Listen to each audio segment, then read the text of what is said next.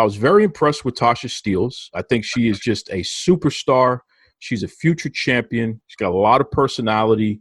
I think she can cut a mean promo too.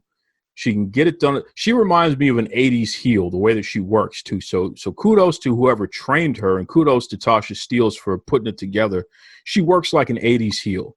There's just a lot of fun stuff mixed into everything that she does, including when she's responding to the ref and what have you. So I was disappointed to see her get thrown out, especially as early as it happened. I also was interested to see more of Nevaeh. I think she's a very talented person. Nevaeh is also in Wild Superheroes. So she's somebody that has just really been doing a great job over the past year or so on television in general, you know. So she's really, her stock is moving up, and I think as a single, she could be a real contender for the Impact Wrestling Women's Championship. But in the end, Kylie Rae winning, I didn't like it. I really didn't like it at first. It made more sense after we saw the Knockouts Women's Championship, which we'll get to later.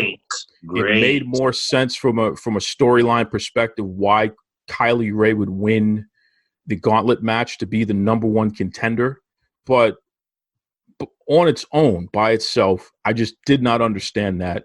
I think Impact is in some trouble here with their women's division, where they have all these talented competitors, but unfortunately, their baby faces are just so weak.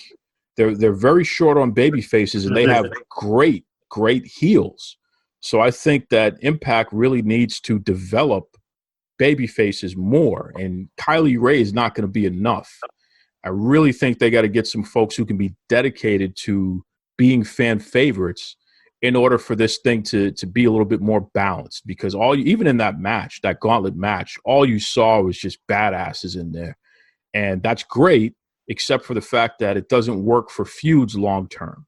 You got to have that good versus evil, man. That's the best way to make it work. So we'll see what happens. But again, Kylie Rae with the victory.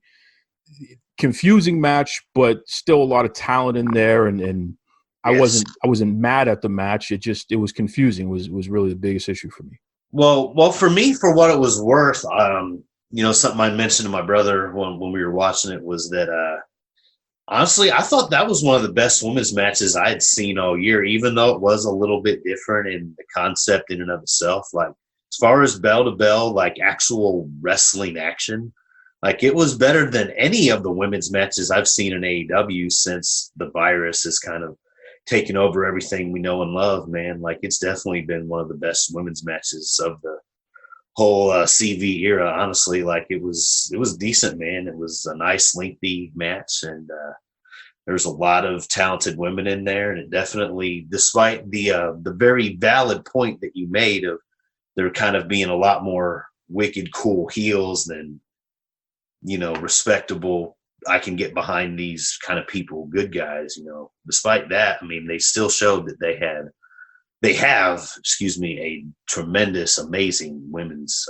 knockouts division. And I just was very, very happy with what they gave us. And it was a nice change of pace too. And as a big fan of Royal Rumbles myself, I kind of liked the mini Royal Rumble element of it, so it was fun. I can't complain. 3 stars. Good call. And kudos to Impact Wrestling, who consistently show that they care about women's wrestling, that they support women's wrestling. They constantly feature multiple women's matches on their cards, which is very important because you have so many promotions who, for whatever reason, they act as if they can only show one women's match a week. Like, you show more than one women's match on TV or pay-per-view, then, maybe the world will end or something. Can't do that, But it's really embarrassing when you think about that. And we know who those companies are. But when you see something like what Impact Wrestling consistently does, it is just refreshing and it's respectful. And I'm all for it, man. So, yeah, you're right. And kudos to Impact for what they do.